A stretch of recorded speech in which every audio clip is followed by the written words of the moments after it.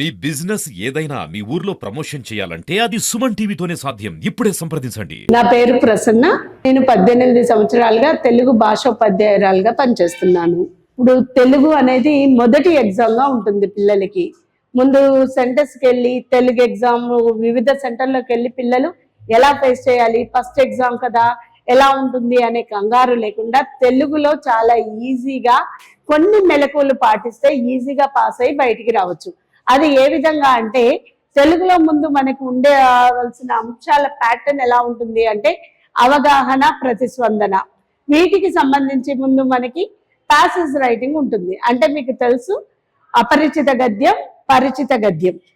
అపరిచిత గద్యంకి వచ్చేసరికి unknown passage, పరిచిత గద్యానికి వచ్చేసరికి మన ఉపవాచకంలోని రామాయణం. రామాయణకి సంబంధించినటువంటి ఒక పారాగ్రాఫ్ ఇచ్చి అందులో 5 ప్రశ్నలు ఇవ్వడం జరుగుతుంది. ఆ పారాగ్రాఫ్ ని చాలా జాగ్రత్తగా చదువుతూ ఇందులో ఉండేటటువంటి జాతీయాలని వీటిల్లో 3 ఆ క్వశ్చన్స్ కి పారాగ్రాఫ్ లో ఉండే ప్రశ్నలకు సంబంధించినటువంటి ప్రశ్నలు అడగడం, తర్వాత అందులో ఒక్క జాతీయాన్ని గుర్తించడం లాంటి ప్రశ్నలు వస్తాయి. ఈ ప్యాసేజ్ ని జాగ్రత్తగా చదివి అర్థం చేసుకొని ఒక్క పదము లేదా ఒక్క వాక్యంలో ఆన్సర్ చేసినట్లయితే ఖచ్చితంగా విద్యార్థులు 5 మార్కులు స్కోర్ చేయగలుగుతారు. తర్వాత అపరిచిత పద్యం, అపరిచిత పద్యం కానీ గద్యం కానీ ఒక్కొక్కసారి పేపర్లు ఏం చేస్తారు అంటే అపరిచిత పద్యం ఇస్తారు, లేదంటే అపరిచిత గద్యం ఇస్తారు. అపరిచిత పద్యం ఇచ్చినప్పుడు దాదాపు 99% వేమన, సుమతి శతకాలు ఇవ్వడం జరుగుతుంది.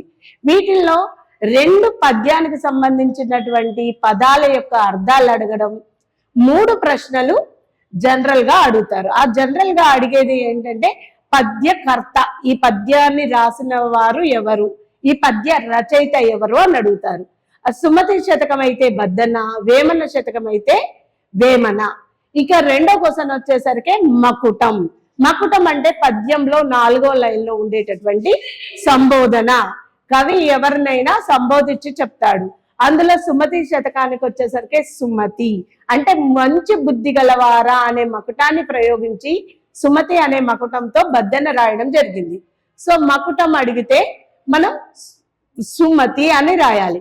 అలాగే విశ్వదాభిరామ వినురవేమ వేమన్న శతకంలో ఇది మకుటం అవుతుంది. దీన్ని తీసుకుంటే ఇవి జనరల్ గా ఉంటాయి. తర్వాత వచ్చేసరికి ఈ పద్యానికి ఒక శీర్షిక ప్రకటన చేయండి అంటారు. శీర్షిక అంటే మనకి ఇక్కడ పేరు పెట్టడం. ఆ పద్యాన్ని బాగా చదివి అర్థం చేసుకొని ఆ పద్యానికి తగ్గట్టుగా మంచి బుద్ధి గలవాడు, లేకపోతే సుమతి, అలా మంచిగా ఆ పద్యానికి సంబంధించినటువంటి అర్థవంతమైన ఒక్క పదాన్ని తీసుకొని మనం పేరు పెడితే శీర్షిక ప్రకటన అవుతుంది. ఈ 3 జనరల్ గా ఉంటాయి. ఆ పద్యంలో సంబంధించినటువంటి అంటే ఉదాహరణకి ఒక పద్యం చూద్దాం. ఇనుము ఇరగనేని ఇరుమారు ముమ్మారు కాచి అతకవచ్చు క్రమముగాను మది ఇరగనేని మరల చేరరాదయ విశ్వదాభిరామ వినురవేమ అన్నారు. దీంట్లో ఇనుముని దేంతో పోల్చారు, లేదా మనసుని దేంతో పోల్చారు? మనసుని ఇక్కడ ఇనుముతో పోల్చారు. దేన్ని క్రమంగా అతికించవచ్చు, ఇనుము ఇరుగుతే క్రమంగా అతికించవచ్చు. దీంట్లో మకుటం ఏంటి అంటాడు, విశ్వదాభిరామ వినురవేమ. పద్యకర్త ఎవరు అంటారు, వేమన. ఈ విధంగా రాస్తే ఒక్క ప్రశ్నకి 2 మార్కుల చొప్పున 10 మార్కులు విద్యార్థి స్వంతం అవుతాయి. అంటే పరిచిత గద్యం రాస్తే 5 మార్కులు, అపరిచిత పద్యం గాని గద్యం గాని రాస్తే 10 మార్కులు. ఇక్కడ ఈజీగా విద్యార్థికి 15 మార్కులు సొంతం చేసుకోగలుగుతారు. తర్వాత గద్యం ఇస్తే ఏమవుతుందంటే గద్యంలో 90% మనకి ప్రశ్నావళి అడుగుతాడు. ప్రశ్నలను తయారు చేయమంటారు. ప్రశ్నలను తయారు చేసేటప్పుడు ఎప్పుడు కూడా ప్రశ్న మొత్తం ఒక్క వాక్యంలో రాసి క్వశ్చన్ మార్క్ పెట్టాలి. ఈ ప్రశ్నలు ఎప్పుడు కూడా ఎందుకు, ఏమిటి, ఎక్కడ, ఎలా, ఎవరు, ఏ సందర్భంలో చెప్పారు. ఉదాహరణకి రవీంద్రనాథ్ ఠాగూర్ గురించి మనకి పారాగ్రాఫ్ ఇచ్చాడు. రవీంద్రనాథ్ ఠాగూర్ కి నోబెల్ బహుమతి ఎప్పుడు వచ్చింది, రవీంద్రనాథ్ ఠాగూర్ ఏ సంవత్సరంలో జన్మించారు. ఈ విధంగా ప్రశ్న అడిగి క్వశ్చన్ మార్క్ చిహ్నాన్ని పెట్టగలిగితే విద్యార్థి ఒక్కొక్క ప్రశ్నకి 2 మార్కుల చొప్పున 10 మార్కులు ఈజీగా గ్రహించగలుగుతాడు. ఆ తర్వాత వచ్చేసరికి మనకి పరిచిత పద్యం. ఈ పరిచిత పద్యానికి వచ్చేసరికి మన టెక్స్ట్ బుక్ లో మొత్తం కూడా కంఠస్థ పద్యాలు 17 పద్యాలు ఉంటాయి. మొదట దానశీలంలో 3 పద్యాలు, వీర తెలంగాణలో 3 పద్యాలు, శతక మధురిమలో 7 పద్యాలు, భిక్ష పాఠంలో 3 పద్యాలు. ఈ విధంగా 17 పద్యాలని మనం పుంగుతున్న పద్యాలని కంఠస్థం చేసి భావాన్ని రాయగలిగితే ఖచ్చితంగా విద్యార్థికి 5 మార్కులు సంపాదించుకునే అవకాశం ఉంటుంది. అయితే ఇందులో మొదటి 2 పాఠాలలో అంటే దానశీలం, వీర తెలంగాణలో 3 చొప్పున 6 పద్యాలను పర్ఫెక్ట్ అయినా, శతక మధురిమలోని 7 పద్యాలను పర్ఫెక్ట్ అయినా విద్యార్థి చాయిస్ ఉంటుంది కనుక అది లేక ఇది ఉంటుంది కనుక రెండిట్లో ఒక్క పద్యం ఖచ్చితంగా వస్తుంది. 5 మార్కులు విద్యార్థి సొంతమవుతుంది.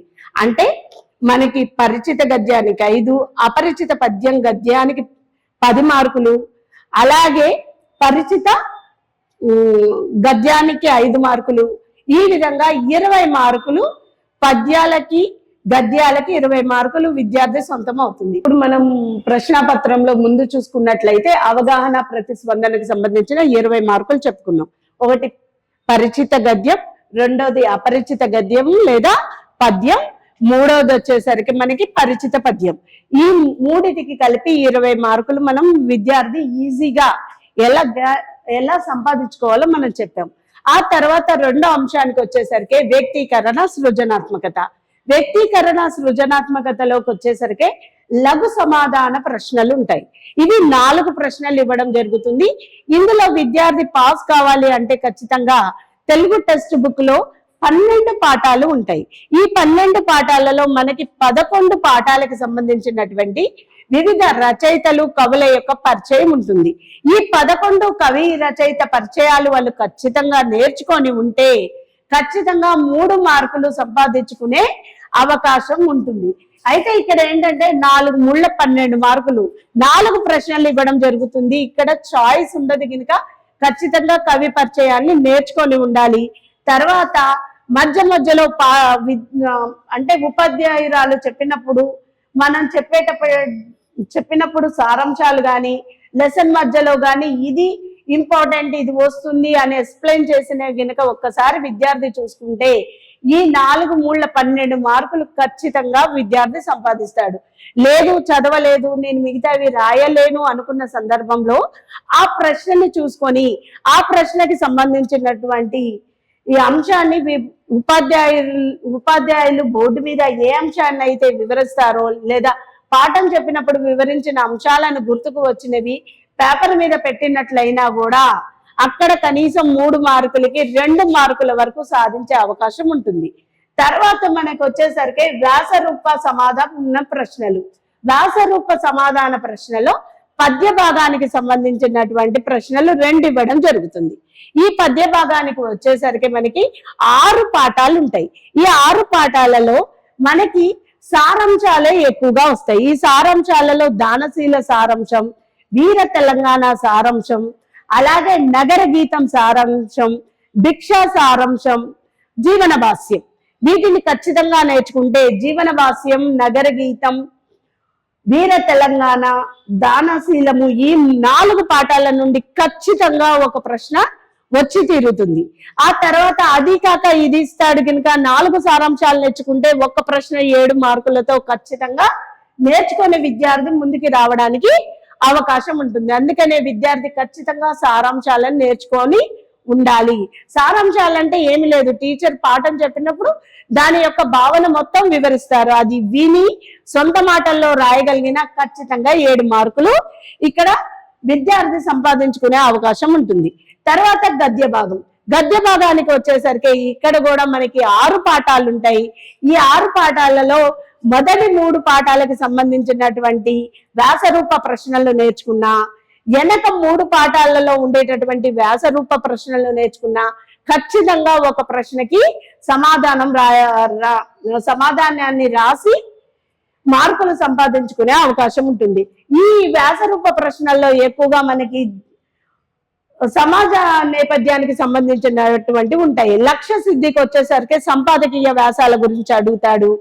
అలాగే మనకి చార్మినార్ కథల గురించి భూమిక పాఠంలో చార్మినార్ కథల గురించి అడుగుతాడు. గోల్కొండ పట్టణం యొక్క విశిష్టత గురించి అడిగే అవకాశాలు ఎక్కువగా ఉంటాయి. కనుక విద్యార్థులు ఈ ప్రశ్న మీద కొంచెం శ్రద్ధ పెట్టి వాటిని కాస్త నేర్చుకోగలిగితే ఇక్కడ ఉన్న 7 మార్కులు కూడా వాళ్ళు సొంతం చేసుకోవచ్చు. తర్వాత వచ్చేసరికి 3వ అంశానికి వచ్చేసరికి ఉపవాచకం రామాయణం. ఈ రామాయణంలో మనకి 6 కాండాలు ఉంటాయి. 6 కాండాలు కూడా విద్యార్థులు ఏం చేయాలి అంటే ఒక కథనో ఒక నవలను సమయం దొరికినప్పుడు సరదాగా ఒక సినిమా చూస్తే సినిమా స్టోరీ ఎలా మర్చిపోకుండా మీరు తిరిగి ఎలా ఎక్స్ప్లెయిన్ చేస్తారో అలాగే అంతే శ్రద్ధతో రామాయణాన్ని సరదాగా ఒక నవలలాగో కథలాగో సరదాగా చదివితే ఏ ప్రశ్న ఇచ్చినా సమాధానం రాయగలుగుతారు. ఇందులో బాగా మనకి పదే ఎక్కువ సార్లు అడిగే ప్రశ్న ఏదైనా ఉంది అంటే రామాయణం పారాయణ గ్రంథం కాదు, పఠనీయ గ్రంథం.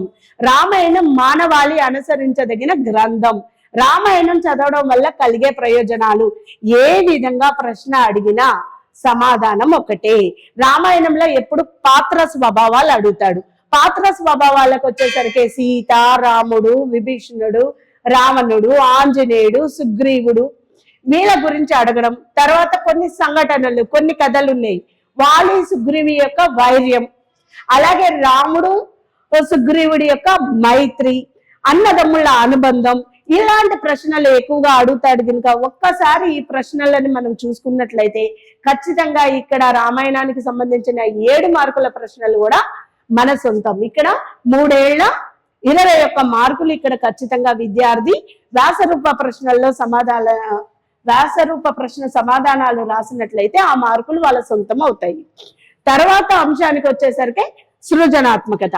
ఈ సృజనాత్మకతకు వచ్చేసరికి ఖచ్చితంగా సృజన మనలో ఉండేటటువంటి కొత్తగా సృజింప చేయడం, మనలో ఉండేటటువంటి క్రియేటివిటీ ఏదైతే ఉందో దానిని తీసుకొని సృజించుకుంటూ ప్రశ్నలకి సమాధానం రాయాలి. ఈ సృజనాత్మకతలోకి వచ్చేసరికి ఒక్కొక్కసారి ప్రశ్నావళిని అడుగుతాడు. ప్రశ్నావళిని తయారు చేయమంటాడు. ప్రశ్నావళి అంటే కేవలం ప్రశ్నలు మాత్రమే రాయాలి. ప్రశ్నలు ఇప్పుడు మన పాఠశాలకి ఒక ప్రముఖ కవి వచ్చాడు, అతన్ని ఇంటర్వ్యూ చేస్తూ ప్రశ్నావళిని తయారు చేయమంటాడు. ప్రశ్నావళికి వచ్చేసరికి మనం ప్రశ్నలు రాయాలి. అందుకని రాయమన్నారు కదా అని కామన్ గా మీరెవరు, మీ పేరేంటి, మీ ఊరేంటి, ఇలాంటి ప్రశ్నలు రాస్తే మార్కులు పడవు. మరి ఏం రాయాలి?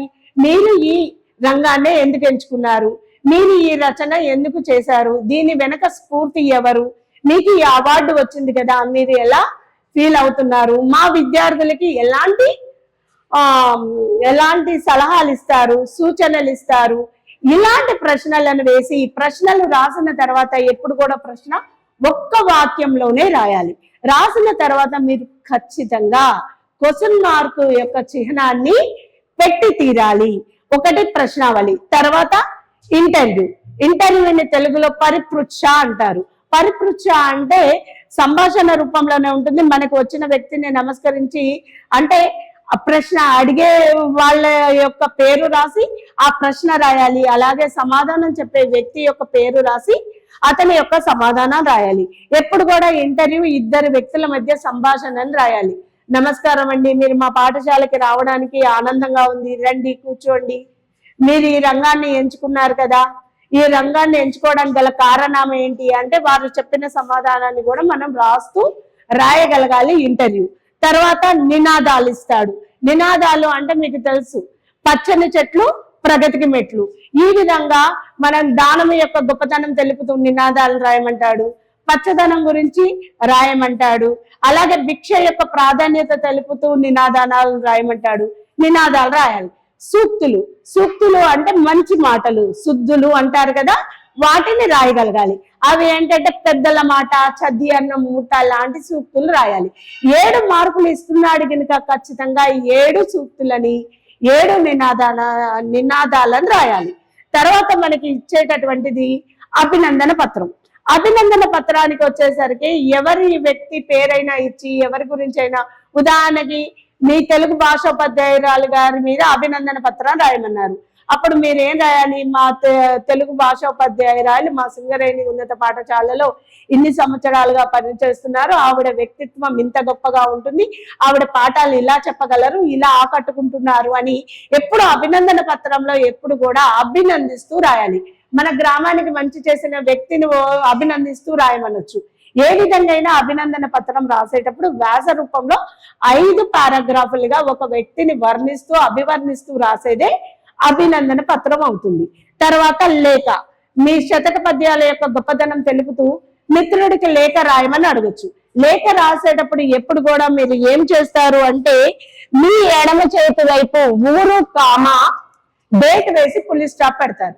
తర్వాత మీ కుడి చేతి వైపు వచ్చేసరికి సంబోధన. ఎప్పుడైతే మీరు ఊరు కామా డేట్ పులి స్టాప్ పెడతారో అక్కడ 1 మార్కు ఉంటుంది. ఎప్పుడు ఎగ్జామ్ పరీక్షల్లో మీరు లేఖ రాసేటప్పుడు కొత్త పేపర్నే తీసుకొని లేఖ మొదటి నుండి అదే పేజీలో ముగించే వరకు రాయగలగాలి.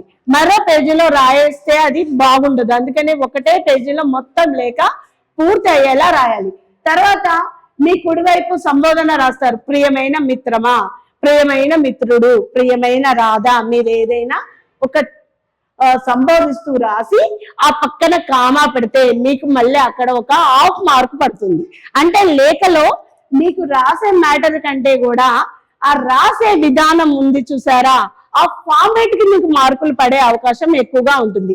తర్వాత ఉభయ కుశలోపరి, నీవు మేము క్షేమంగా ఉన్నాము అని చెప్పి ఈ రోజు మా తెలుగు భాషోపాధ్యాయురాలు శతక పద్యాలు చెప్పారు. ఇందులో నాకు ఈ పద్యం గనుడవ్వడగు వేడు త్యాగమై దీక్షను భూని అనే పద్యం చెప్పారు. ఈ పద్యంలో ఒక దేశభక్తి కలిగినటువంటి భక్తుడి యొక్క లక్షణాలు ఎలా ఉన్నాయి అని చక్కగా వివరించారు. నాకెంతో స్ఫూర్తి కలిగింది, అందుకనే ఈ పద్యం నీతో పంచుకుంటున్నాను. అలాగే నీకు నచ్చిన పద్యం గురించి నాకు చెప్పగలవు అని రాసి ముగించి మీ తల్లిదండ్రులకు నా నమస్కారం. మళ్ళీ ఇక్కడ ఇంకో 1/2 మార్కు, మ్యాటర్ కి 2.5 మార్క్స్. అలాగే ఇక్కడికి వచ్చేసరికి ఇట్లు పక్కన కామా పులి స్టాప్ ఏమీ రాయకూడదు. XXX మీరు 10వ తరగతి గినక ఖచ్చితంగా మీ పేరు ఎక్కడ కూడా రాయకూడదు గినక XXX అని రాసి పులి స్టాప్ పెట్టాలి. ఇక్కడ మళ్ళీ మీకు ఇంకొక మార్కు పడుతుంది.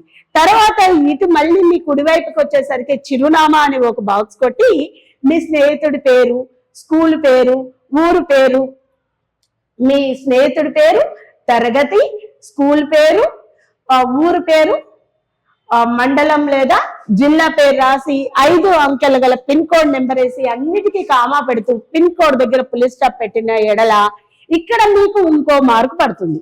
ఈ విధంగా లేఖ మ్యాటర్ కంటే కూడా మనం రాసే విధానం ఫార్మేట్ ఏదైతే ఉందో అది క్రమంగా రాసినట్లయితే మీకు ఎక్కువగా మార్కులు పడే అవకాశం ఉంది.